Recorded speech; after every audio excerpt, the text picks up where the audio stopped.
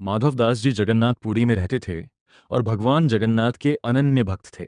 जब भी वे मंदिर जाते, प्रभु उन्हें देखकर अत्यंत प्रसन्न होते थे।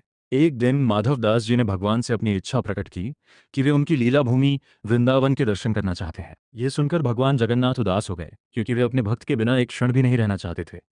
उन्होंने माधवदास जी से कहा कि तुम्हारे बिना मेरा मन नहीं लगेगा, भोग में स्वाद नहीं आएगा और श्रृंगार भी सुंदर नहीं लगेगा। माधवदास जी ने जब असमर्थता जताई तो भगवान ने उनके साथ चलने का प्रस्ताव रखा।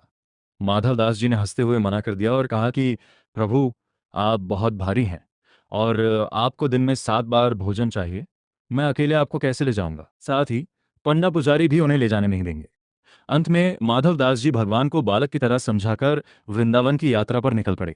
माधवदास जी अक्सर सप्ताह भर बिना भोजन के रह लेते थे, लेकिन यात्रा के तीसरे दिन उन्हें अचानक असहनीय भूख लगने लगी। वे व्याकुल होकर एक गांव पहुंचे और एक वृद्धा से भोजन मंगा।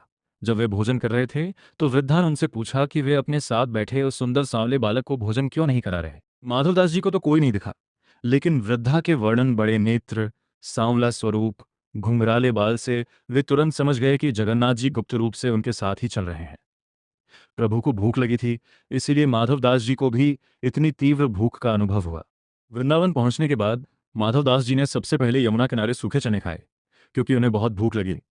इसके बाद वे निधिवन पहुंचे। वहां स्वामी हरिदास जी ने स्वयं बाहर आकर उनका नाम पुकारा और उन्हें अंदर बुलाया। माधवदास जी आश्चर्यचकित थे कि स्वामी जी उन्हें कैसे जानते हैं। स्वामी हरिदास जी ने बताया कि आज जब उन्होंने बिहारी जी बांके बिहारी को 56 भोग लगाया तो प्रभु ने भोजन करने से मना कर दिया। बिहारी जी ने स्वामी जी से कहा कि मेरा एक भक्त माधवदास आया है, उसने मुझे यमुना किनारे सूखे चने खिला दिए हैं, जिससे मेरा गला सूख गया है और मेरा पेट भर गया है। ये सुनकर माधवदास जी भाव विभोर हो गए। उन्हें समझ आ गया कि जगन्नाथ जी और बिहारी जी एक ही हैं। जब उन्होंने मंदिर में दर्शन किए तो उन्हें कभी जगन्नाथ जी के रूप में तो कभी बिहारी जी के रूप में प्रभु के दर्शन हुए। ये कथा दर्शाती है कि भगवान अपने भक्त के वश में हैं और वे भक्त द्वारा प्रेम से अर्पित सूखी वस्तु को भी 56 भोग से बढ़कर मानते हैं।